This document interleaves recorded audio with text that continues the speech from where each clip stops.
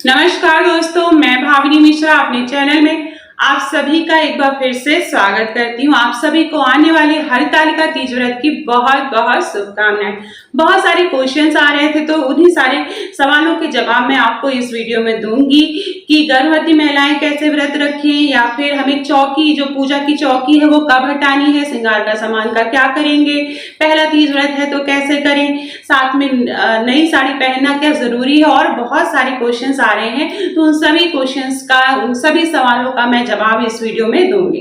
तो सबसे पहले मैं बता दूं आपको कि जो हरतालिका तीज का जो व्रत है वो 6 सितंबर 2024 के दिन रखा जाए।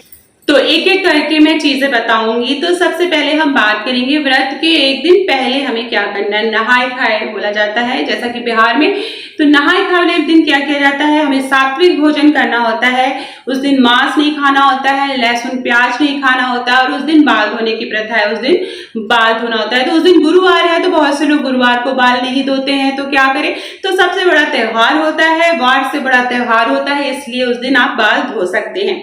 दूसरा बात है कि लोग कहते हैं सुबह सुबह सरगई जब व्रत का संकल्प लेते हैं सुबह 4 बजे भोर में उठ के, तो क्या उस समय नहाना जरूरी होता है। तो नहा ले तो बहुत अच्छा है, नहीं नहा पा रहे किसी कारणवश तो जब उठते हैं तब आप नहा सकते हैं। अब मैं आपको बता दूं कि सरगई कब लेनी रहती है। तो सरगई बहुत से लोग जो है 12 बजे, रात के 12 बजे के बाद ही खाना खाना बंद कर देते हैं, और बहुत से लोग सुबह उठ के भोर में 4 बजे से पहले खाते हैं। तो 4 बजे से पहले जो भी आपको खाना पीना है, चाय पीनी है, वो आप खा पी सकते हैं।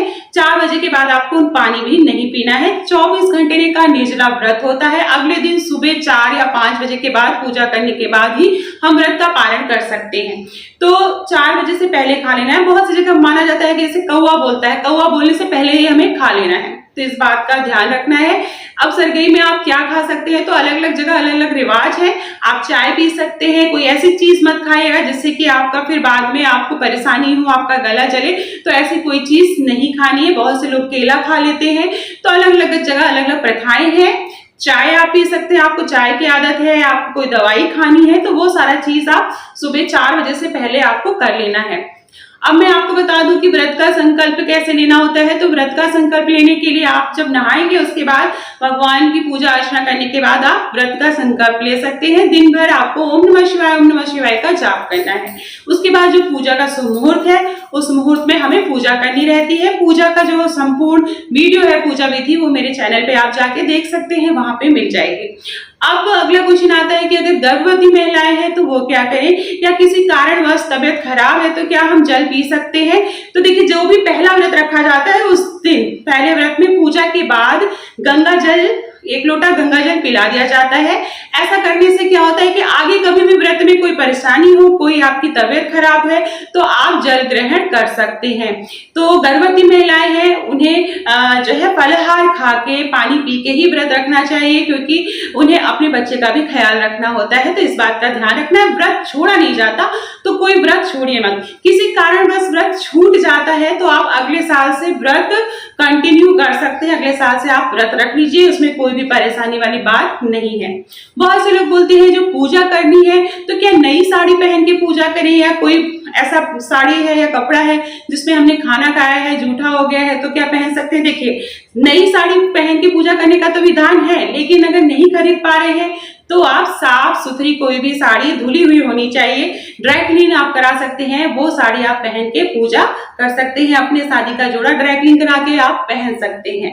इसके बाद जो है अगला क्वेश्चन है कि मासिक धर्म आ गया है तो क्या करें, चौथे या 5वें करते हैं कि नहीं। तो 5वें दिन को पता होगा, आप सुथरे हैं तो आप बाल के तुरंत बाल धो लीजिए और पूजा कर सकते हैं। लेकिन अगर आप तीसरा या दूसरा दिन है तो आप अपने घर में किसी सदस्य, अन्य सदस्य से आप पूजा करवा लें, अपने पति से आप पूजा करा लें, अपनी जेठानी से, अपनी सास से आप पूजा करवा सकते हैं। व्रत कथा जरूर सुने, आप पूजा में शामिल जरूर हो, दूर बैठ के आप अपना पूजा और व्रत कथा आप सुन सकते हैं। बहुत से लोगों का क्वेश्चन है कि जो सुहाग की थाली है अगर सास नहीं है तो किससे दें। तो देखिए सास को ही देने की प्रथा है, सास को देके आप जो है सुहाग की थाली आप आशीर्वाद ले सकते हैं। सास सुहागिन नहीं है तो क्या करें, तो आप अपनी देवरानी या जेठानी को दे सकते हैं। मायके पक्ष में नहीं दिया जा सकता है, ऐसा शुभ नहीं माना जाता है। आप जो भी सुहाग की थाली है वो अपनी ननद या ससुराल पक्ष वालों को देंगे। तो ये इस बात का आपको ध्यान रखना है। उसके बाद उन लोगों ने पूछा है कि जो पूरी चौकी है वो हमें कब हटानी है। तो चौकी अगले दिन जब पूजा आप जब पारण कर लेते हैं उसके 1-2 घंटे बाद आपको चौकी हटानी रहती है। आप जो भी मूर्ति आपने बनाई है उसे आप अच्छे से किसी साफ सुथरी जगह या गंगा जी या किसी नदी में सिरा दिया जाता है। जो फूल माला है उसे किसी साफ सुथरी जगह आप गड्ढा खोद के वहां पे आप सिरा सकते हैं। नदी में अगर आप नहीं सिरा पा रहे हैं तो आप घर में ही कहीं गमले में एक गड्ढा बनाकर वहां चूंकि मिट्टी की मूर्ति होती है तो आप उसको आसानी से उसको सिरा सकते हैं। आपने शिवलिंग बनाई हुई है मिट्टी से तो उसको भी आप इस तरह से साफ सुथरी जगह आप जल बनाकर वहां पर सिरा सकते हैं।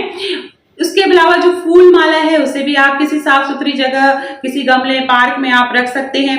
उसके बाद जो सामान हमने चढ़ाया होता है जैसे श्रृंगार का सामान है तो वो मैंने बताया कि आपको किसी सुहागिन महिला को देना है ससुराल पक्ष की।